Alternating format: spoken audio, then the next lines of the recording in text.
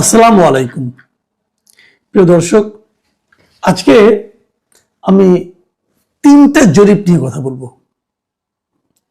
আমি আগে বলেছি যে জরিপে যে ফল হয় সেটা আমি ওভাবে গুরুত্ব দিই না, শুরুতে আমি বলে নিচ্ছি। এবং আমি এটাও বলেছি এই জরিপটা নির্ভর করে কোন প্ল্যাটফর্মে জরিপটা করা হচ্ছে তার উপর। এবং আমি এটাও মনে করি আমাদের দেশে যে জরিপগুলো হয়, বিভিন্ন মানুষের বাড়ি বাড়ি যে ফিজিক্যালি লোকের সঙ্গে আলাপ করে, এগুলো গ্রহণযোগ্যতা খুবই কম। এগুলোর চেয়ে অনলাইন জরিপের গুরুত্ব আমার কাছে বেশি মনে হয়। কারণ যখন আপনার কাছে এসে কেউ জিজ্ঞাসা করবে আপনি কাকে ভোট দিবেন, আপনি কিন্তু বলতে চাইবেন না, কারণ আপনার একটা পরিচয় আছে, লোকে আপনার পরিচয় জানে। আপনি ভাববেন আমার পরিচয় দিয়ে কথা বললে আমি হয়তো পরবর্তীতে ঝামেলায় পড়তে পারি, এ কারণে আপনি বলবেন না, কেউ বলে না, বলতে চায় না। কাজেই যখন জনে জনে যে কেউ জরিপ করে, আমি এই জরিপগুলো খুব একটা গুরুত্ব দিই না, যদিও আমাদের ট্র্যাডিশনাল পত্রিকাগুলো সেগুলো নিয়ে বেশ হইচই ফেলে দেয়। টেলিফোনে যে জরিপগুলো করা হয় সেগুলিও গুরুত্বহীন, কারণ সেখানে আবার ওই লোকটার টেলিফোন নাম্বারটা থেকে যায়, এটাও ঝামেলা আছে। সবচেয়ে ভালো অনলাইন জরিপ, সেই জরিপগুলো আমি করি মাঝে মাঝে, আমার এখানে করি, এবং আরো অনেকে এই অনলাইন জরিপ করে, পত্রিকাগুলিও করে, অনেক ইউটিউবাররা করেন, আমিও করি। ধরেন একটা জরিপ, যিনি নাকি মনে করেন বিএনপির লোক, বিএনপির সঙ্গে সে যদি জরিপ করে, সেখানে বিএনপির ভোট বেশি আসবে। যদি আপনার জামাতের যারা করে তাদের ওখানে জামাতের ভোট বেশি আসবে, যদি আওয়ামী লীগের কেউ করে তার এখানে আওয়ামী লীগের ভোট বেশি আসবে। তো আমার এখানে জরিপগুলো যে খুব একটা অ্যাকুরেট হয় সেটা কিন্তু আমি মনে করি না। কেন মনে করি না সেটাও বলি।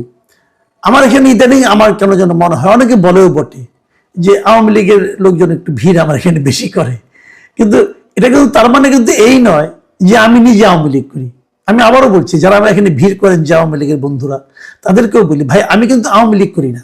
এবং আমার ধারণা ওনারাও এটা জানেন যে আমি আওয়ামী লীগ করি না, আমি কোনো দলই করি না। এটা হলো রিয়েলিটি। আমি সব দলেরই সমালোচনা করি, সব দলেরই প্রশংসা করি, ভালো পেলে প্রশংসা, মন্দ পেলে সমালোচনা। এটা কোন দল কে নেতা আমি ওদিকে তাকাই না। যাও, এত বড় ভূমিকার দরকার নেই। আমি মূল পয়েন্টে আসে, আমার মনে হয় এই জরিপটা আপনাদেরকে একটু আগ্রহী করে তুলবে, যে জিনিসটা আমি বলতে চাচ্ছি। আমি একটা বিষয় নিয়ে তিনটা জরিপ করেছি পরপর 3 দিন, গত পরশু, গতকাল এবং আজকে, পরপর 3 দিন, কিন্তু মাথায় রাখবেন। এবং মূল বিষয়টা হলো যে আপনি কাকে ভোট দিবেন, যদি এখন নির্বাচন হয় আপনি কাকে ভোট দিবেন, এই হলো প্রশ্ন। কিন্তু একটু পার্থক্য আছে। পার্থক্যটা হলো, প্রথম যে জরিপটা করেছি সেখানে আমি বলেছি যে আপনি কাকে ভোট দিবেন, বিএনপিকে, জামাতকে, ইসলামী আন্দোলনকে নাকি জাতীয় পার্টিকে।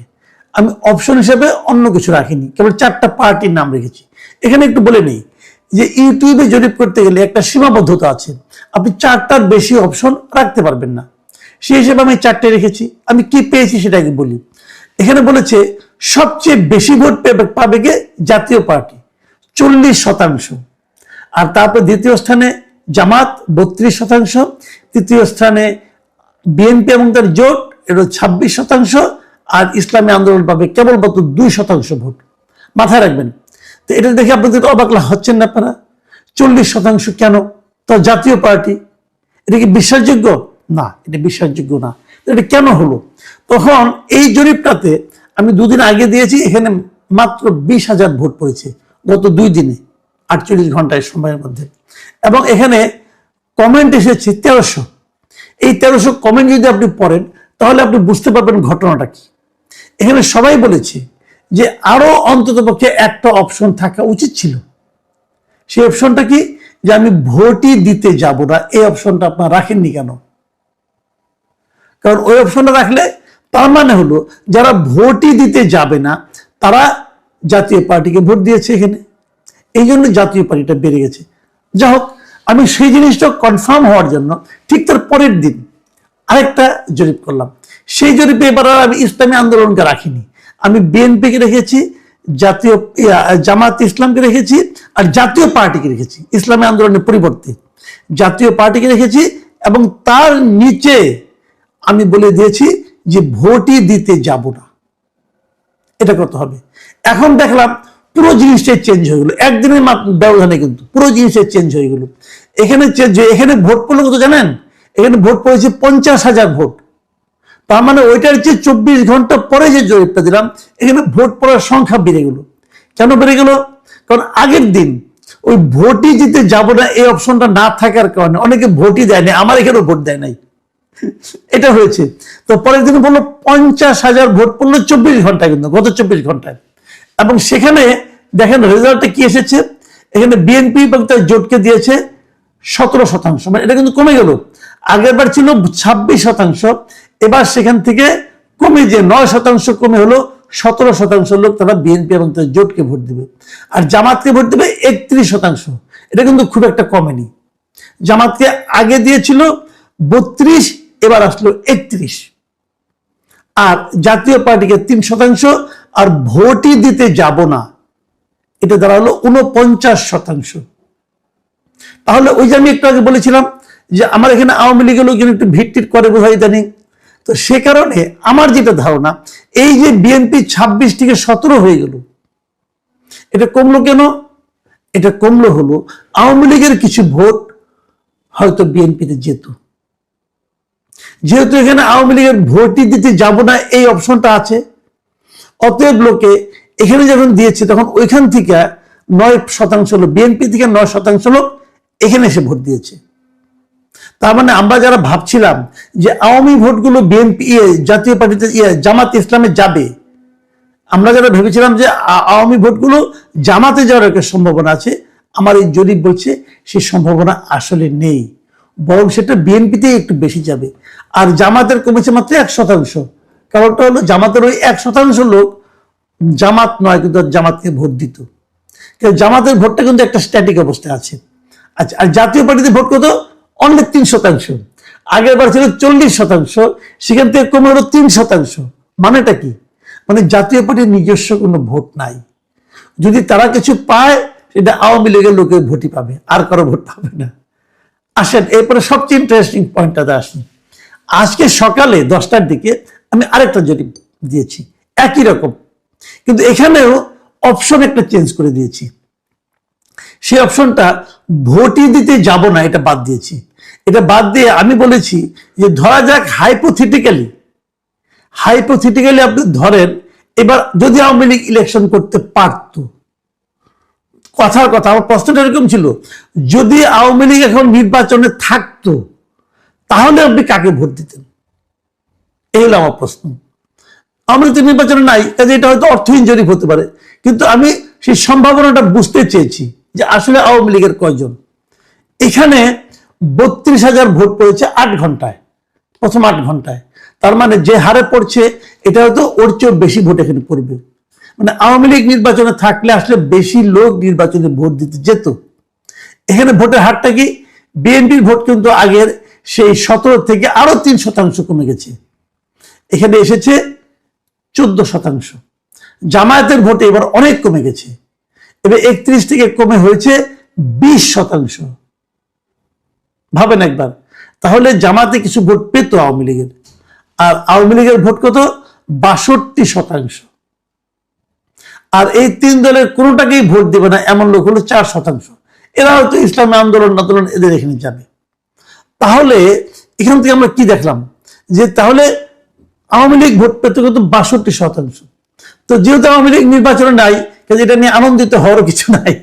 হ্যাঁ, কিন্তু আমি বলতে চাচ্ছি হয়তো আমার এখানে আওয়ামী লীগের লোকজন বেশি 80 তারিখ ভর করছে, যেহেতু ধরে নিচ্ছি, কাজে তারা সবাই এই 62-র মধ্যে আছে।